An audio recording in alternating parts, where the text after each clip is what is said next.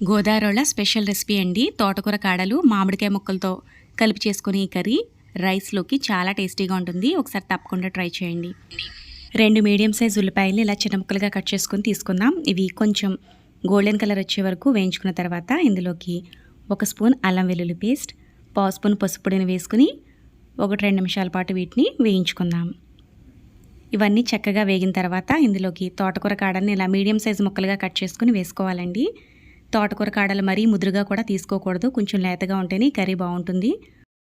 తోటకూర కాడలకు తగ్గట్టుగా మీ పులుపు తగ్గట్టుగా ఇందులో మామిడికాయ ముక్కల్ని ఎక్కువగా తక్కువగా లేకపోతే మీరు యాడ్ చేసుకోవచ్చు. సాల్ట్ వేసుకుని ఒకసారి అంతా కలిసేలా బాగా మిక్స్ చేసుకున్న తర్వాత మూత పెట్టేసి మామిడికాయ ముక్కలు ఈ వీడియోలో చూపిస్తున్నట్లుగా ఈ విధంగా సాఫ్ట్గా అయ్యే వరకు మగ్గించుకోవాలి. చూడండి, మామిడికాయ ముక్కలు అయితే చక్కగా మగ్గిపోయాయి కదా.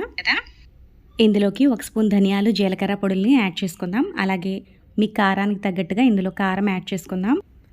ఉడికించుకోవడానికి సరిపడా నీళ్ళని పోసుకుని ఒకసారి అంతా కలిపేలా బాగా మిక్స్ చేసుకున్న తర్వాత సన్నటి సెగ మీద తోటకూర కాడలు సాఫ్ట్గా అయ్యే వరకు ఉడికించుకుని దించుకుంటే కర్రీ రెడీ అయిపోయినట్టే.